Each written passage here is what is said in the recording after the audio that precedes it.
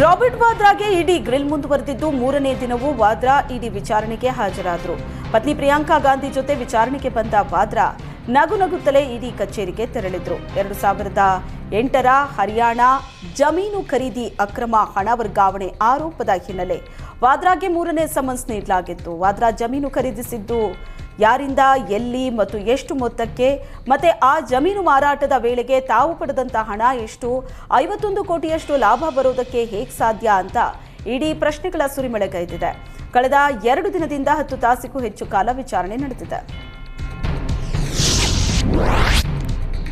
DMK ನಾಯಕ ಮಾಜಿ CM Karunanidhi ಸಮಾಧಿ ಮೇಲೆ ಹಿಂದೂ ದೇವಾಲಯದ ಗೋಪುರ ವಿನ್ಯಾಸದ ಚಿತ್ರ ಹಾಕಲಾಗಿದೆ. ಇದಕ್ಕೆ ವಿರೋಧ ವ್ಯಕ್ತಪಡಿಸಿದ ಬಿಜೆಪಿ ಮುಖಂಡ ಕೆ ಅಣ್ಣಾಮಲೈ, ಡಿಎಂಕೆ ನಾಯಕರು ಹಿಂದೂಗಳ ಭಾವನೆಗಳ ಜೊತೆ ಚೆಲ್ಲಾಟವಾಡ್ತಾ ಇದ್ದಾರೆ. ಮುಖ್ಯಮಂತ್ರಿಗಳ ಕುಟುಂಬದ ಸೇವಕರಾಗೋದಕ್ಕೆ ಡಿಎಂಕೆ ಸಚಿವರು ಪೈಪೋಟಿ ನಡೆಸುತ್ತಿದ್ದಾರೆ. ಸಚಿವ ಶೇಖರ್ ಬಾಬು ಕರುಣಾನಿಧಿ ಸಮಾಧಿಯನ್ನೇ ದೇವಾಲಯ ಅಂದುಕೊಂಡಿದ್ದಾರೆ ಅಂತ ಅಣ್ಣಾಮಲೈ ತಮ್ಮ ಎಕ್ಸ್ ಖಾತೆಯಲ್ಲಿ ಕಿಡಿಕಾರಿದ್ದಾರೆ.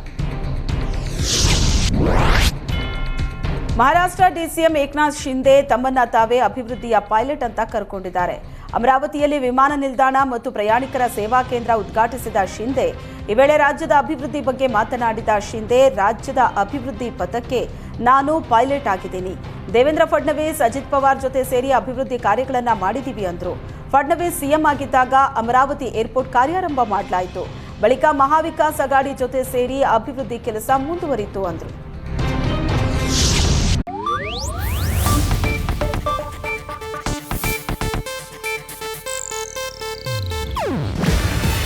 ಇದು ಏಷ್ಯಾನೆಟ್ ನ್ಯೂಸ್ ನೆಟ್ವರ್ಕ್ ಪ್ರಸ್ತುತಿ. ನೀವು ನೋಡ್ತಿದ್ದೀರಾ ಏಷ್ಯಾನೆಟ್ ಸುವರ್ಣ ನ್ಯೂಸ್.